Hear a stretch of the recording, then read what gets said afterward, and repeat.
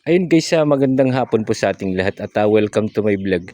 Andito po tayo sa Agno, Pangasinan, kung saan makikita po natin yung property po na binebenta po rito. At ito po yun guys, sumusukat po siya ng 2,938 2938 po square meter. Ayan.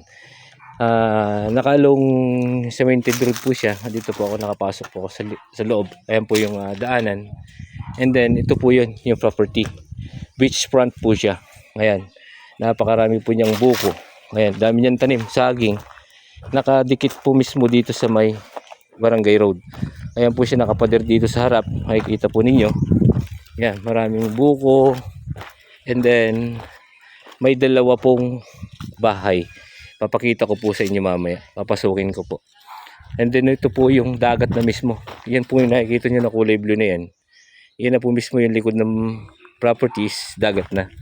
Dito po sa Agno. Malapit po isa sa Deep Pool. Ayan. Kung aware po kayo doon sa Deep Pool ng Agno. Malapit po ito din sa property na. Malapit po ito sa property. Ayan. Ito po yung daanan po ng tawag nito. Ang ganda, may malit po siyang tulay. Ayan. And then po yun, yun na po yung dagat. Makikita nyo daw po dito pag medyo mataas yung tubig. May mga isda po siyang lumalangoy-langoy daw po dyan. Ayan. Bali may dalawa po siyang bahay. Marami po siyang buko. Ayan, kung makikita po nyo. Ang ganda. Ang ganda po ng property. Ayan. Nakapader po siya buong paligid. Ito may tulay po siya. And then ayun, private po ito, hindi po siya resort or any po na private po siya, private property. Ayan, ganda. Makikita po niyo dito, may dalawa pong CR dyan. May bisita.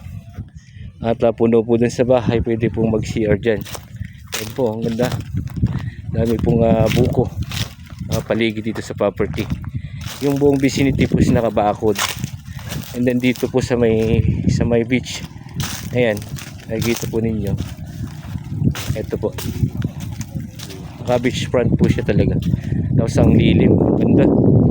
Ayan po yung dagat. Dito na po mismo yung property.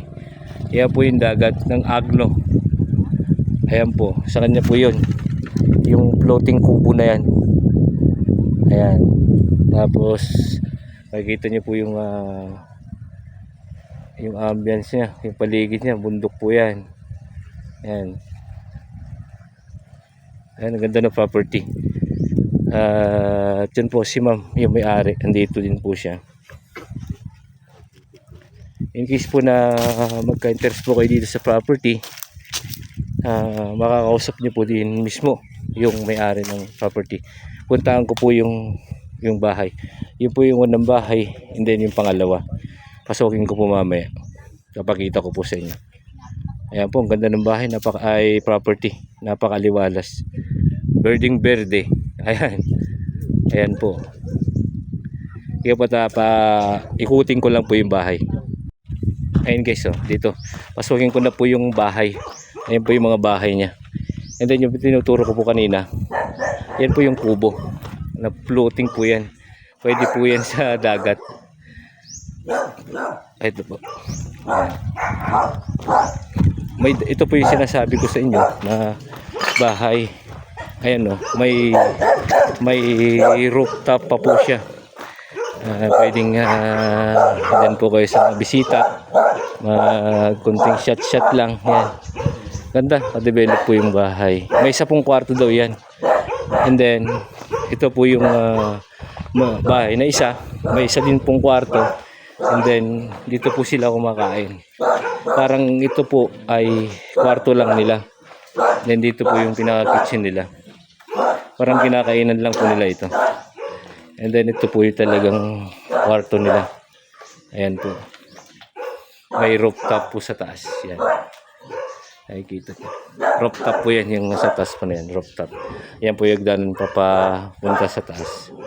Yan, maganda po. Naka-full finish po yung with CCTV pa po siya. Naka CCTV po yan. Ayan.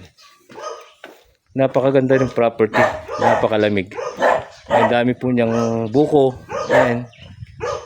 Ayan. Tapos, ayan po ang hangganan ng property. Yung pader po na yan.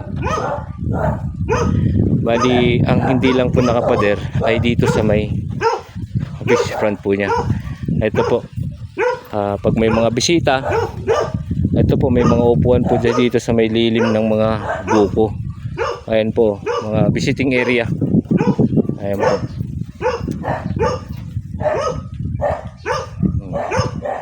Kita ko po yung buong paligid ng property. Ayan. Andito po yung may-ari. Ayan, kausap po namin yung si Madam, yung andun. Titulado, tax updated. Ayan, yung property. At buhay pa po sila mag-asawa. Sila po yung nakapangalan sa titulo. Sila pong mag-asawa ang nakapangalan sa titulo. Ayan, hindi po extrajudicial. Ayan, napakaraming buko. Tapos sumusukat siya ng 2,938 square meter. More or less po 3,000 square meter po. At Agno, Pangasinan. Malapit po dito yung deep fall. Tinatawag po nila. Ayan. Just in case po na gusto nyong ma-view tong property, tawagan nyo na lang po ako or kay Agent Jonathan. Doon nakalagay po dun sa video screen yung mga number namin, o kaya PM po ninyo kami. Pag interested po kayo dito sa property, sasamaan po namin kayo. At the same time, makakausap nyo din po si Madam, yung may-ari po ng property. Ayan, yung presyo po na binigay niya, kayo na po bahalang tumawad. Ayan, and then